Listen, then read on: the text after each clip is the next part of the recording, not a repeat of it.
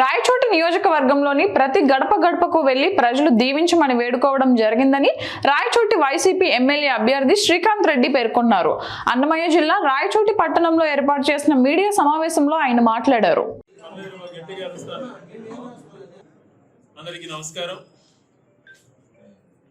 ఈరోజు సాయంత్రం ఎన్నికల ప్రచారం ముగుస్తుంది. ప్రచారంలో భాగంగా నియోజకవర్గంలోని చాలా వరకు ప్రతి గడపకు కూడా వెళ్ళి దీవించమని నియోజక ప్రజలను వేడుకోవడం జరిగింది. అంతకుముందు గడప గడపలో భాగంగా 300 రోజులు కూడా ప్రతి ఇంటికి వెళ్ళి ప్రజలతో మమేకమయ్యేటువంటి అవకాశం కూడా కలిగింది.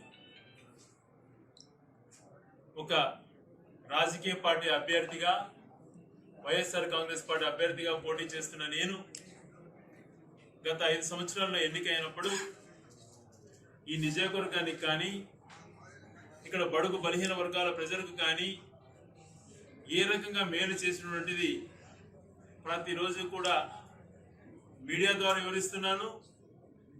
సోషల్ మీడియా ద్వారా ప్రజలకు చేరుతుంది. ఇంటింటికి వెళ్ళినప్పుడు కూడా వివరించాం.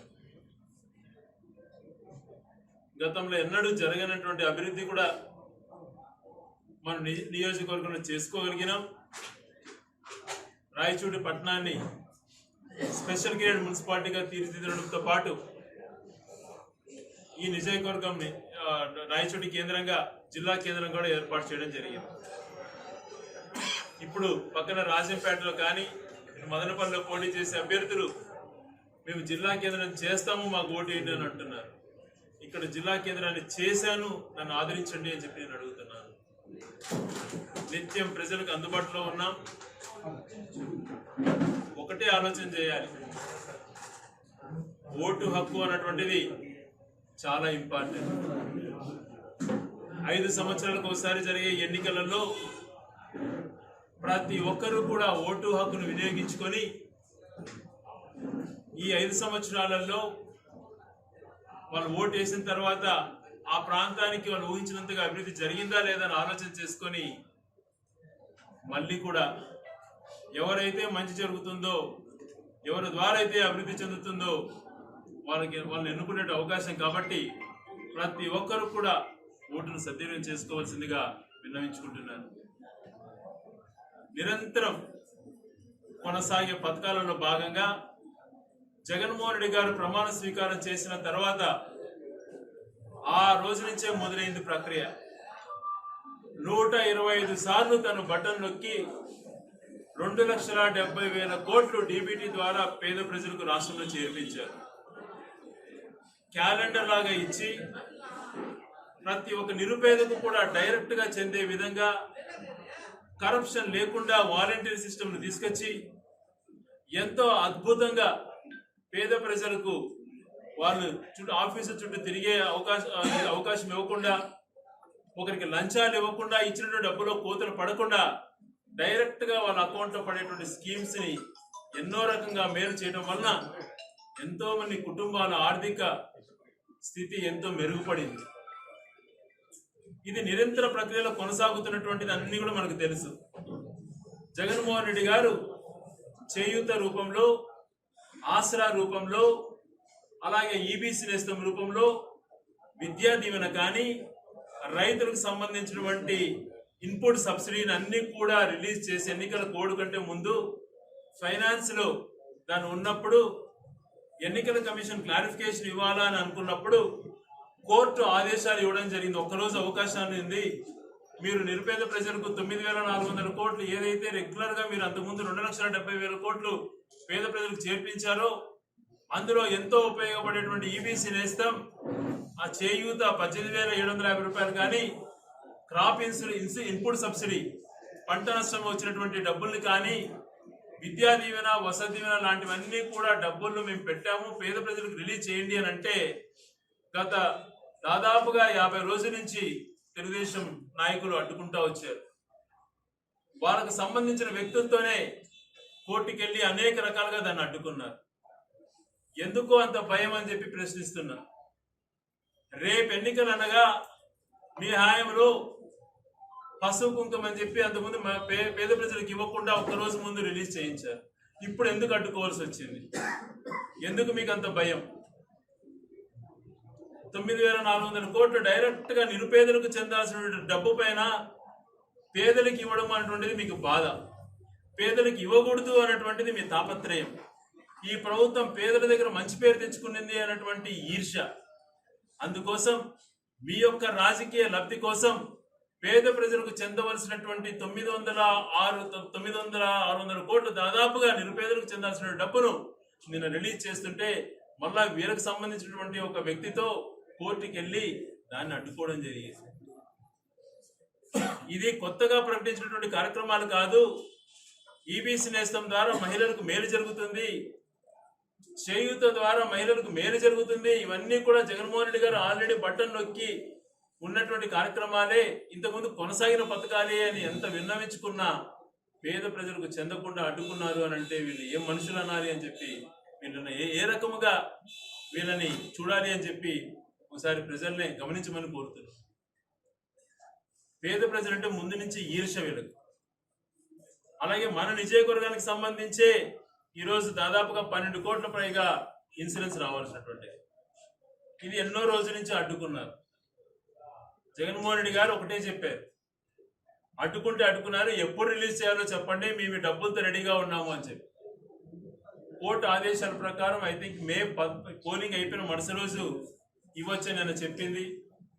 సో ముందు ఇవ్వకుండా ప్రజలకు చెందుతుందన్న బాధతో వీళ్ళు అడ్డుకున్నారు.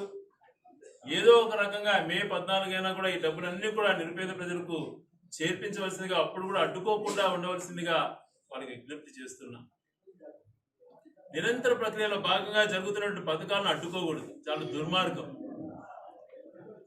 ఎన్నికలు జరిగేటప్పుడు మనం ఏం మంచి చేశాం, ఏం మేలు చేశాం, ఈ మేలు చేశాం కాబట్టి మాకు ఓటు వేయండి, పలాని కార్యక్రమాలు మళ్ళీ చేస్తాం అని చెప్పినప్పుడు సంవత్సరాలు ముఖ్యమంత్రిగా పనిచేసిన వ్యక్తి నేను ఈ మంచి చేశాను దాన్ని చూసి ఓటు వేయండి అని చెప్పి ఏది చెప్పకుండా నాకు ఓటు వేయండి, నేను 12 లక్షల కోట్ల రూపాయలు హామీలన్నీ కూడా ఇచ్చేస్తాను, పేపర్ పైన ఇచ్చేస్తాను, ఎన్నికలు అయిపోయిన తర్వాత 2014లో ఏ రకంగా అయితే మేనిఫెస్టో మాయం చేశానో అదే రకంగా చేసేటువంటి బుద్ధి నాకు ఉంది కాబట్టి ఏది పడితే అది చెప్పేస్తాను అని చెప్పి హామీలు ఇస్తున్నాడు.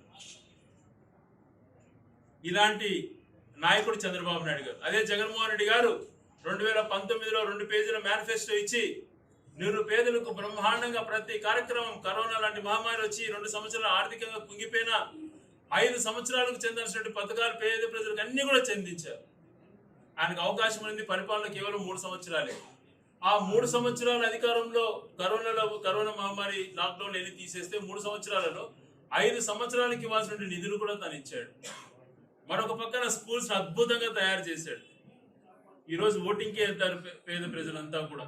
ఆ గవర్నమెంట్ స్కూల్స్ ఎంత మార్పు చెందిందో ఒక్కసారి చూసి వాళ్ళే ఆశ్చర్యపోతారు. హాస్పిటల్స్ కానీ, స్కూల్స్ కానీ, ఊర్లలో సచివాలయాలు కానీ, పర్మనెంట్ గా రైతు భరోసా కేంద్రాలు కానీ, హెల్త్ క్లినిక్లు కానీ ఇలాగా నిర్మించినటువంటి పరిస్థితి. అదే మీ హాయంలో నీరు చెట్టు పేరుతో కోట్లు దోచేసుకొని ఎక్కడ కూడా పర్మనెంట్ గా చూపించాల్సిన వర్క్ ఒక్కటి కూడా చూపించలేకపోయారు. ఈరోజు మా ప్రభుత్వ హాయంలో ఇన్ని రకాల కష్టాలు, కరోనా లాంటి మహమ్మారి వచ్చి ఆర్థికంగా కుదేరైనా కూడా అభివృద్ధిని సమపాలలో నడిపిస్తూ పేద ప్రజలకు 2,70,000 కోట్లు డైరెక్ట్ గా చేర్పించడం జరుగుతాం.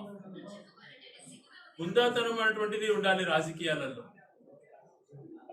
పేద ప్రజలకు మేలు చేసేటువంటి తత్వం, గుణము ఉండాలి.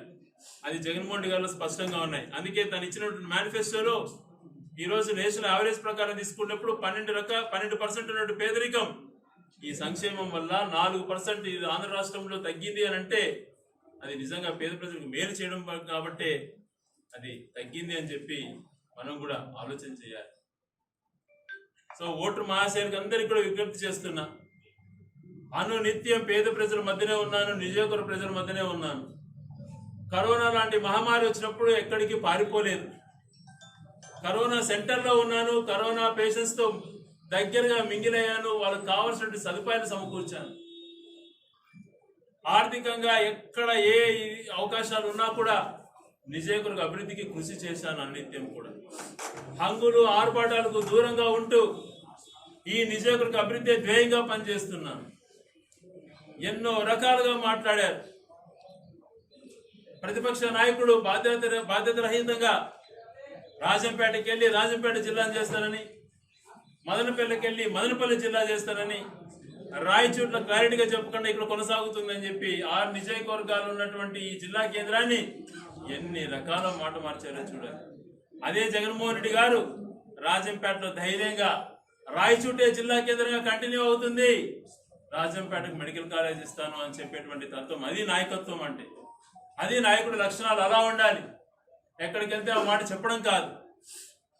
అందుకనే జగన్మోహన్ రెడ్డి గారి క్రెడిబిలిటీ ఉంటుంది. రాబో రోజులలో అత్యంత అద్భుతంగా ఈ జిల్లా కేంద్రాన్ని 100 కోట్లతో కలెక్టరేట్స్ కానీ, పీజీ సెంటర్స్ కానీ ఇవన్నీ కూడా నిర్మాణానికి అంకురార్పణ జరిగింది. చెరువులకు నీళ్ళు ఇచ్చేటువంటి పథకం ప్రారంభమై అన్ని రకాల పనులు జరుగుతున్నాయి. వాటర్ గ్రిడ్ ద్వారా నీళ్ళు ఇచ్చేటువంటి పథకాలు ఇవన్నీ కూడా పూర్తి చేస్తామని చెప్పి పేద ప్రజలకు అందరికీ, నిజవర్గ ప్రజలకు అందరికీ కూడా తెలియజేసుకుంటూ, రైతులపై కేవలం వ్యవసాయం పైన ఆధారపడిన రైతులకు కూడా ఆ నీళ్లు చెరువులకు ఇచ్చేటువంటి కార్యక్రమం గండికోట నుంచి పరమపై వెలిగల్లు వరకు దాదాపుగా 70 నుంచి 75% పనులు కూడా పూర్తి అయ్యాయి. మిగిలిన పనులు కూడా జరుగుతున్నాయి. రాబో సంవత్సరం 2 సంవత్సరాల్లో ఆ పనులన్నీ కూడా పూర్తి చేస్తామని తెలియజేసుకుంటూ, విజ్ఞతతో ఆలోచన చేసి మంచి నియోజకవర్గానికి కానీ పేద ప్రజలకు కానీ ఎవరు మేలు చేస్తారు, ఎవరు ప్రజలకు అందుబాటులో ఉన్నారు అని చెప్పి అందరూ కూడా ఆలోచన చేసి మరొక్కసారి జగన్మోహన్ రెడ్డి గారిని ముఖ్యమంత్రిగా చేసుకొని నన్ను శాసనసభ్యుడిగా ఫ్యాన్ గుర్తుకు ఓటు వేయాలని చెప్పి మీ ద్వారా ప్రజలందరినీ కూడా అభ్యర్థిస్తున్నాను.